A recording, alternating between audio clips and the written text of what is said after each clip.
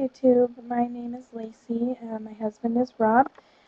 I just wanted to start this video blog. I've been kind of debating whether or not I wanted to do it or not, and I've been reading a lot of blogs, regular blogs, and watching a lot of video blogs here on YouTube from other women who are trying to conceive. Excuse me. And I've just really found it extremely helpful to watch all these other video blogs, and I tried to do a video blog about a weight loss program I was doing and just kind of track my journey, and I never followed through with it. So this is something I'm really hoping that I will continue to blog on. I kind of feel like with a diet, there's lots of people around you that have tried diets, and so you can talk to and relate and get advice and stuff from just about anybody out there. So, but trying to conceive and having PCOS, or polycystic ovary syndrome, is very frustrating, and it's not that common to find just anybody, on the street or in your family that knows exactly what you're going through. So I thought, you know what, I've gotten a lot of support from all of you ladies out there that are trying to conceive, whether or not you're struggling with polycystic ovary syndrome or not. Just the journey of trying to conceive and the emotions and the frustrations and the doctor's visits and the procedures and all the things that go with it, regardless of why you're struggling to conceive or not, the journey, the terminology, all that stuff. So I'm here hoping to share maybe some information to other people who might just be starting their journey as well, and I'd love to get feedback, I'd love to get advice, I'd love to get personal experiences, responses telling me your experiences, all of those things. So pretty much to give you a little bit of background, I'm 25. My husband and I got married April of last year, April 25th. So we've been married for just over a year. And so April of 2010 is when we got married. And in October, we kind of started trying to get pregnant, but we weren't really trying. It was pretty much like we stopped not trying to get pregnant, and then in December we were actively really trying to get pregnant because we thought it was strange that we hadn't gotten pregnant yet and we'd already been trying for a few months. So I've never been on the birth control pill. I've never been, other than using condoms or the pull-out method. I've never used any other type of birth control, so I don't have the issues of, oh, your body needed to readjust and adapt to not having the birth control and it takes some time. I didn't have any of those situations. So anyways, so I knew that I probably had polycystic ovary syndrome. My mom was diagnosed with it when she was younger, and even though it hasn't been genetically linked, they said, when I talked to my doctor about it, they said, typically, if your mom or your grandma or your aunt or your sister or someone has had it, there's a good chance that you could have it too. So anyways, I kind of suspected it. I have the facial hair. I've got overweight issues. I struggle to lose weight. I have, the hair other places on my stomach, things like that. So I kind of suspected it. I've always been extremely irregular with my cycles. 3, 4, 5, 8 months sometimes without a cycle. So it's been, I knew there was something up, but I kind of was in denial, and I figured, oh, it's okay. I like not having my period every month. I'm lucky, But then, when you get married and all of a sudden you're thinking, oh, I want a baby. And then you find out, oh, I can't have a baby like all of my friends are having right now. And maybe it's just the extra hypersensitivity to babies and seeing people with babies, but I feel like literally everybody I know either has a baby or is pregnant or, has a child and is pregnant with their second child. And it's like, oh my gosh, really? Like, if one more person announces on Facebook or Twitter or whatever that they're pregnant, I'm going to go crazy. Like, seriously. And sometimes I'm angry, sometimes I'm sad, sometimes, I'm always happy for them because I'm always excited that there's going to be another little baby around to play with and baby shower to go do, because I love babies, and I am always eager to babysit and help and all of those things. Um, but there's always like a part of me that feels frustrated with the fact that why is it so easy for them, and why do I have to struggle, and why do I have to go to doctors and spend tons of money and have good insurance and all these things. And some of my friends are getting pregnant when they weren't even planning it. It just happened, and of course they're ecstatic and they're happy and they're looking forward to being a parent, but they weren't really planning for it or wanting it right at that time. And it's like, I want it and I can't get it. It's so overwhelming sometimes. So anyways, I'm just kind of like at that place right now, and I have Kaiser, so I don't know if any of you guys have Kaiser, and I live in the Southern California area. So I went to Kaiser and got insurance, and I went and saw a regular OBGYN and gave him my history, told him I was concerned about the diagnosis of PCOS, and pretty much she said, based on the charting that I had done, I was charting my basal body temperatures and the cervical mucus and the cycles and all of that good stuff.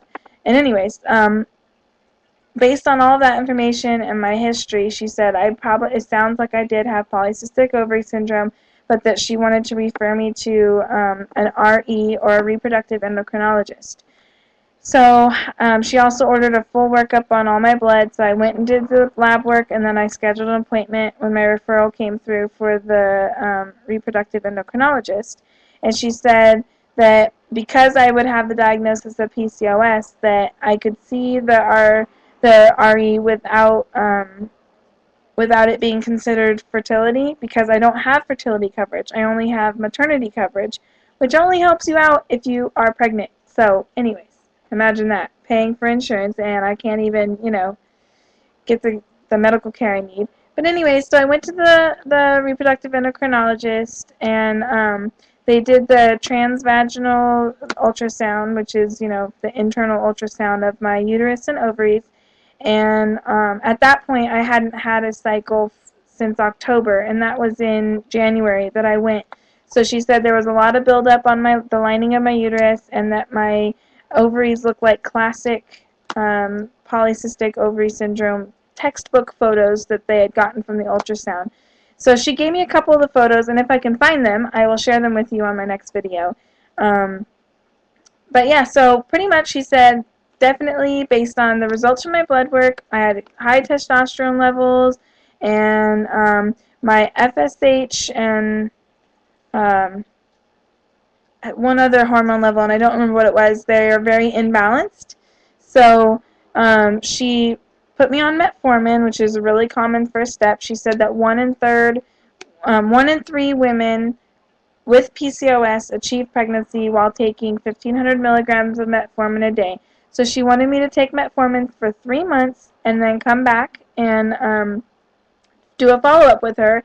And she also gave me Provera to take for 10 days to start my cycle, so that I would have a cycle and be starting kind of pretty much with a fresh start, and then I would be taking that metformin for a good 3 months before I came back to see her.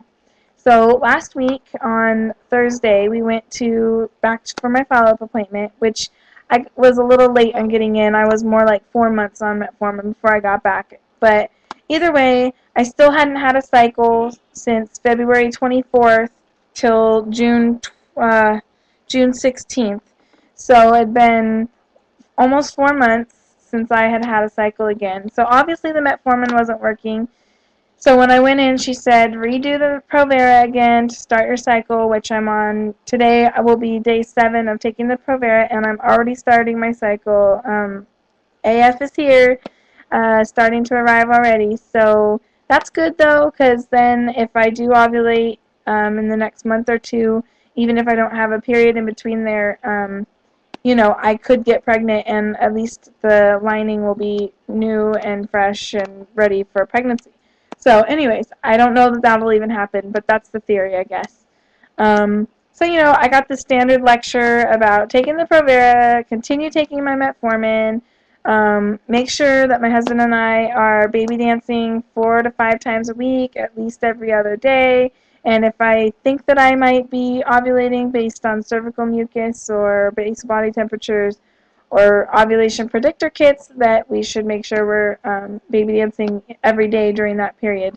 So pretty much we've been doing that and nothing so far, nothing since October. So I think that would be 8 months now that we've been trying and with nothing, no pregnancies at all. So it's a little discouraging, but at the end of the last visit, she did refer me to a fertility clinic called Reproductive Partners, and also she gave me the referral to the UCSD Medical Fertility Clinic. Both are located in La Jolla, and my understanding is that they used to be one company and now they've split, but pretty much they're the same staff, I guess. I don't know. I don't really understand because I haven't gone to the appointment yet. But if anybody has experience with them and can give me some feedback, or maybe a physician that you really liked or a physician you didn't like, obviously I want to get someone that I feel is going to be good. And I think that pretty much catches you up. She did. My doctor works with Reproductive Partners and with the UCSD clinic, so she gave me a full workup of all of my stuff, and she wrote a letter to the fertility clinic stating that her recommendation for the next step is to do Clomid, which I'm very excited about because that's what I've been saying I needed all along, but she wanted me to try the metformin, so I tried it. But my mom achieved all 3 of her pregnancies very quickly, first round of Clomid, and she was pregnant each time with all 3 pregnancies. So I'm very hopeful that, being that my mom had such ease with Clomid, that I will hopefully have the same type of success. So that's where we're at. Um, I'm going to wait about a month or 2 to schedule my appointment with the fertility clinic because my husband and I are in the process of trying to do the weight loss program that I did before, that I had lost 100 pounds on.